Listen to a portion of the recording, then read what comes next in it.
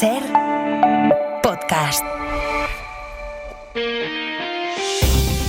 Las 8 de Hoy por Hoy en Ser Podcast. Hola, muy buenos días. La actualidad de la semana empieza con los ecos de 2 manifestaciones y pendientes de una reunión. La reunión será dentro de 2 horas en Perpiñá, en Francia, donde Junts decidirá si rompe o no con el PSOE. La pregunta es hasta dónde está dispuesto a llegar Carles Puigdemont en caso de que decida la ruptura, porque para una moción de censura tendría que sumar sus votos, los de Junts, al Partido Popular y a Vox. Otra cosa es qué escenario se le presentaría al gobierno si es que Junts decide tumbar todas y cada una de las iniciativas que el Ejecutivo lleve al Congreso. El Partido Popular quiere enfocar en eso esta semana que empieza, en la reunión de Junts de hoy y también y sobre todo en la declaración, esto ya será el jueves, de Pedro Sánchez en el Senado, en la comisión del caso Koldo. Pero la verdad es que el PP tiene abiertas 2 grandes crisis en 2 de sus comunidades clave. Y es de ahí de donde llegan los ecos de las 2 grandes manifestaciones que hemos visto este fin de semana de Andalucía y de la Comunidad Valenciana. Sastre, buenos días. Buenos días, Barceló.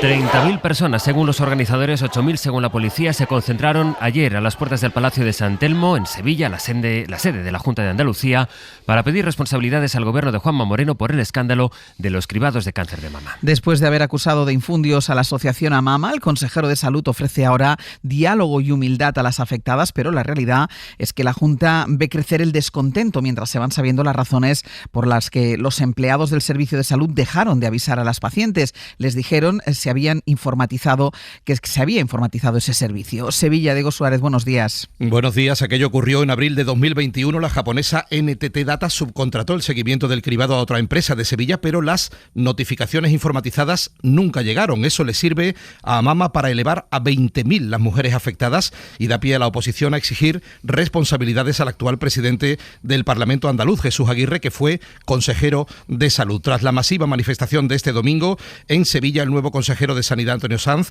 ha tendido la mano con humildad a AMAMA después de haberlas acusado de lanzar infundios. Previsiblemente se van a reunir esta semana. Moreno lleva esta semana su presupuesto al Parlamento, 1/3 para Sanidad, pero los planes de choque de la Junta están chocando con la realidad. No es posible contratar más médicos y radiólogos, al menos en el corto plazo. Para los sindicatos, la sanidad pública andaluza ha colapsado por una gestión privatizadora que la Junta niega. De momento, el gobierno de Moreno Bonilla parece incapaz de controlar un relato que está perdiendo en el Parlamento y en la calle. Y en Valencia.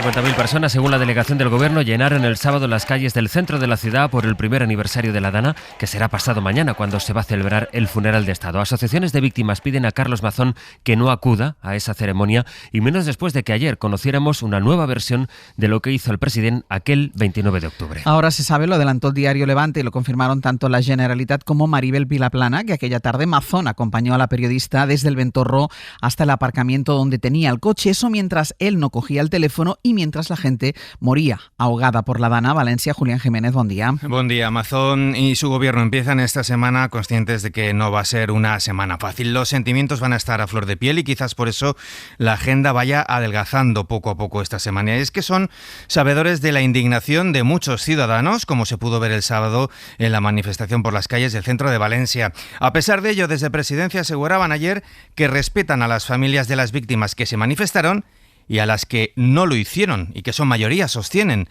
Y es que, a pesar del sentir de algunas asociaciones de víctimas que le han pedido que no vaya a ese funeral de Estado, es seguro que Mazón estará el miércoles en el Museo de las Ciencias. Todo esto, como decíais, después de haberse conocido que Mazón no marchó al Palau de la Generalitat, como él dice, después de comer en el Ventorro el 29 de octubre. Se fue antes a acompañar al parking a la periodista con la que comió, un nuevo dato que arroja más dudas, si cabe, sobre lo que hizo el presidente antes de llegar al CECOPI la tarde de la Dana. Mientras no cogía el teléfono. A la situación en Andalucía y en la Comunidad Valenciana se refirió ayer Pedro Sánchez, que dijo que es indecente el apoyo que Feijóo y Abascal dan a Mazón para que continúe. Ayuso y su insumisión a cumplir con las leyes. Moreno Bonilla con sus cribados. Mañueco con sus incendios. Mazón, en fin. Y podría seguir. ¿Y Feijóo? ¿Alguien sabe dónde está Feijóo? Si es que al frente del PP no hay nadie al volante. Sánchez centra el foco en las comunidades del PP, aunque hoy para el Gobierno la cita está en Perpiñán, donde se reúne Junts y donde está un enviado especial de la SER, Xavi Abelló, buen día. Hola, buen día. Puigdemont se reunió ayer con su círculo más estrecho para preparar la ruptura con el PSOE, que le dio la amnistía, aunque le acusa de incumplir todo lo acordado. Hay debate dentro de Junts y es aventurado, Xavi, hacer un pronóstico por lo imprevisible que es ese partido. Sí, una mayoría de dirigentes asume que el pacto con el Partido Socialista no ha dado los frutos esperados y que no tiene mucho más recorrido, pero el interrogante está en saber los términos en los que hoy se trasladará esa ruptura con el Gobierno. La moción de censura para convocar elecciones no está descartada, pero genera también ciertas dudas por el temor a quedar retratados junto a PP y Vox ante el electorado. Otras voces, sin embargo, creen que no se les puede responsabilizar de lo que pueda llegar. En cualquier caso, otra opción es que no sea una carta que se active de inmediato, sino unas en la manga en el caso que Sánchez no convoque elecciones en los próximos meses, aun estando sin mayoría. Si la legislatura continúa, Junts deberá decidir cómo se comporta en el Congreso, si lo tumba todo de manera sistemática o si sigue yendo pieza a pieza en función de sus intereses, como hasta ahora.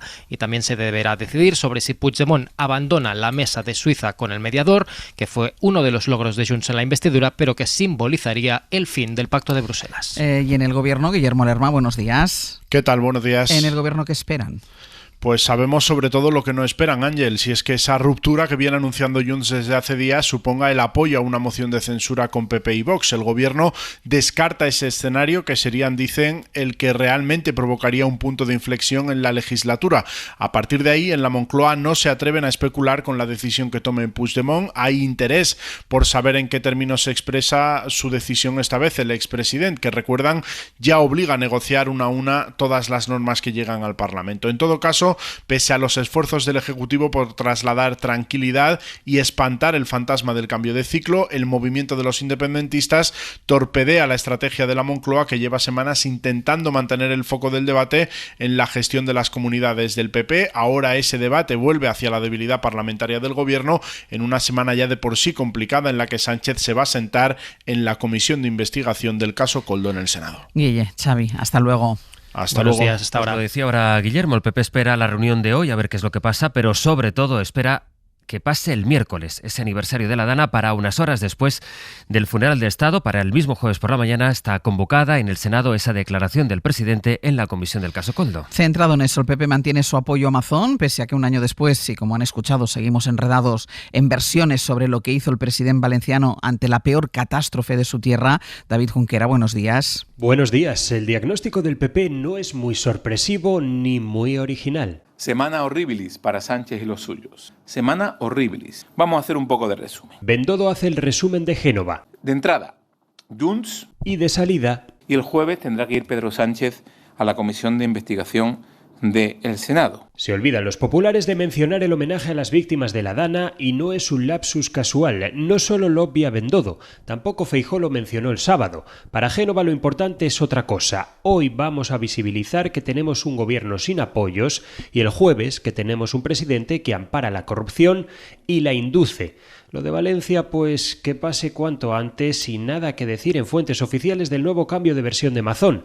No quiere el PP que su varón valenciano y tampoco la situación que atraviesa a cuenta de los cribados su varón andaluz descentren el tiro esta semana. Todo al jueves, todo al interrogatorio a Sánchez en el Senado.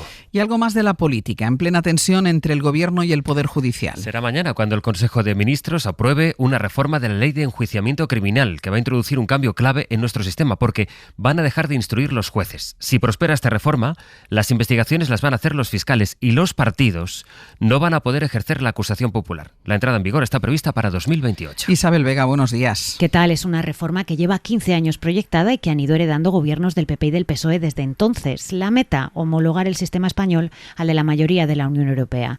Serán los fiscales los que investiguen y la función de los jueces garantizar los derechos del investigado durante la causa, juzgar y hacer cumplir las sentencias. El cambio de modelo trae consigo muchas modificaciones, desde la figura del fiscal general del Estado, que ahora tendrá un mandato de 5 años para desvincularlo de las legislaturas, hasta la disolución de las audiencias provinciales como las conocemos, porque los recursos los llevará el Tribunal Superior de Justicia justicia que corresponda. Se establece un único procedimiento penal, que ahora hay más de uno, con 3 fases diferenciadas y se reforman aspectos como la acusación popular, que ya no podrán ejercer los partidos políticos. La norma iniciará el martes su andadura parlamentaria con la idea de entrar en vigor en enero de 2028. A partir de entonces serán los fiscales y no los jueces quienes investiguen los delitos que se produzcan. La semana trae una bajada de las temperaturas, Jordi. Se nota sobre todo ahora mismo, tenemos heladas débiles en capitales de provincia de Castilla y León, y a pesar de que en la mayor parte del país el día será soleado, incluso radiante, con muy buena visibilidad, las máximas en general se quedarán cerca de los 20 grados, solo hará un poco de calor esta tarde en Canarias, y cuidado con las tormentas que están descargando ahora mismo entre Huelva y Sevilla, en la misma ciudad de Sevilla, hasta el mediodía algunos chubascos todavía serán intensos, también se van a formar en el litoral de Cádiz y de Málaga. Hoy por hoy noticias. Ser Podcast. La Guardia Civil investiga como un presunto asesinato machista la muerte de una joven de 19 años en Librilla, en Murcia. Juanjo Asensio, cuéntanos. El joven detenido es la pareja sentimental de la víctima que, según las primeras informaciones que han trascendido, murió asfixiada. El cadáver de la chica fue encontrado en un piso de Librilla a primera hora de la tarde de ayer domingo, pero no se descarta que la muerte de esta joven tuviera lugar durante la noche anterior. Ambos convivían en la vivienda en la que se produjo el hallazgo del cadáver de la chica. Según fuentes de la Guardia Civil, no había antecedentes por violencia de género, por lo que la joven de 19 años no estaba incluida en el sistema Biogen. Las 8 de Hoy por Hoy en Ser Podcast. Pasado mañana, si nada lo impide, se producirá en Madrid el desahucio de una vecina que lleva 7 décadas viviendo en su casa. Un fondo buitre ha comprado el edificio. Ella tiene 2 días para marcharse antes de que la echen. El caso, convertido ya en símbolo de muchas cosas a las que se ha llegado, a las que hemos llegado con el mundo y el mercado de la vivienda, ha despertado la solidaridad de los vecinos, que empiezan hoy, de hecho, una serie de movilizaciones. La mujer de 87 años se llama Mari Carmen y con ella ha estado nuestra compañera Lidia Payo. Mari Carmen lleva 70 años viviendo en su casa con un contrato de renta antigua. Este miércoles, el fondo buitre que ha comprado su vivienda pretende expulsarla porque no puede hacer frente a la subida del alquiler que le exigen. Urbagestión me mandó una carta diciéndome que si yo me quería quedar como alquiler, me lo subían un 300% la renta. Entonces, claro, cuando yo recibí aquello, porque yo les notifiqué que mi pensión era 1.400 en aquel momento, pues la verdad es que me sentí humillada. Toda una vida creando recuerdos que en cuestión de horas pueden desaparecer porque el fondo no ha aceptado la solicitud de moratoria de sus abogados. Mi juventud, los fallecimientos de mis padres en esta casa, es que es mío, o sea, es que no me pueden quitar mi vida, que es lo que están pretendiendo, quitarme la vida. ¿Dónde me veo? Pues es que no tengo ni idea. Como se dice, ¿bajo el puente de Toledo? Si es que no me puedo ir debajo del puente de Toledo porque ya estará lleno de gente. Con 87 años y con un 50% de discapacidad reconocida, el miércoles una orden de desahucio puede dejar a Mari Carmen en la calle. Y les estamos contando esta mañana que el Ministerio de Consumo ha propuesto sancionar con más de 3,5 millones a Alquiler Seguro por vulnerar los derechos de los consumidores. El Gobierno constata prácticas ilegales como, por ejemplo, obligar al inquilino a contratar un seguro de hogar o a responsabilizarse de los posibles cargos por reclamaciones judiciales e impagos. Si el Ministerio de Consumo confirma la multa, sería la primera sanción millonaria a una inmobiliaria. Javier Milei ha ganado las elecciones legislativas de medio mandato en Argentina, las que él presentaba como una especie de plebiscito y a cuya victoria Donald Trump condicionó la concesión de miles de millones. Milei revierte el resultado que obtuvo en Buenos Aires, logra una nítida victoria en las elecciones que han tenido la participación más baja en los últimos años. Desde Buenos Aires, Berta Raventós. Con más del 40% de los votos, La Libertad Avanza suma 64 escaños en la Cámara de Diputados. Eso es más de un tercio del hemiciclo, que es lo que necesita Milei para blindar sus decretos. En su primer discurso tras la victoria arrolladora, el presidente ultra ha tendido la mano a los gobernadores provinciales y a todo el que no quiera volver a lo que él llama el modelo del fracaso. Hoy, el país entero confirmó su vocación de cambiar de forma irreversible el destino de la patria. Tendremos, sin lugar a dudas, el Congreso más reformista de la historia argentina.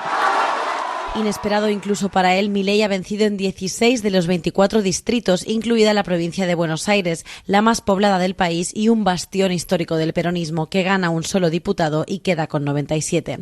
El gobernador Axel Kicillof ha evitado reconocer la derrota y ha criticado las alianzas de Milei con Donald Trump, que le prometió un rescate financiero si ganaba este domingo en las urnas. La policía francesa ha detenido a 2 personas relacionadas con el robo del Louvre. De hecho, los investigadores creen que participaron en el atraco directamente. Los arrestados estaban fichados en la base de datos de los agentes París. Lucía Riera. Los detenidos son 2 hombres de unos 30 años que las autoridades llevaban varios días vigilando. Los tenían fichados por robos anteriores y los consideran asaltantes experimentados que podrían haber actuado por encargo. Uno fue detenido en el aeropuerto Charles de Gaulle a última hora de la tarde del sábado cuando iba a embarcar en un vuelo a Argelia, y el otro, arrestado en Saint-Denis, en el norte de París, tenía intención de huir a Mali. Las muestras de ADN recogidas en el Louvre han sido la clave para dar con ellos. Son parte del comando de 4 hombres que participaron directamente en el robo, colándose por una ventana de la Galería Apolo. La Fiscalía de París ha confirmado que los sospechosos se encuentran en custodia policial y no quiere dar más detalles para no perjudicar la investigación, porque todavía buscan a los otros 2 ladrones y a posibles cómplices, además de las 8 joyas robadas, cuyo paradero todavía se desconoce una semana después del asalto al museo.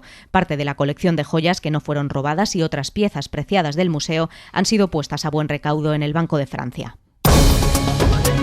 Y hay algo todavía en la crónica internacional que afecta a la económica, lo comentaba Jordi Fábrega a las 7:30. Donald Trump está ya en Japón, donde se va a reunir dentro de su gira asiática hoy con el gobierno japonés. Viene de Malasia, aunque el encuentro más relevante va a ser el jueves con el presidente chino Xi Jinping, que tendrá lugar en Corea del Sur. Ambos abordarán un posible acuerdo para evitar la imposición de aranceles del 100% con los que Washington amenaza a Pekín, y de hecho la información de última hora apunta a cierta euforia esta madrugada en las bolsas asiáticas ante la posibilidad de que en efecto las dos potencias lleguen a un acuerdo económico. Para no perderte ningún episodio, síguenos en la aplicación o la web de la SER, Podium Podcast o tu plataforma de audio favorita.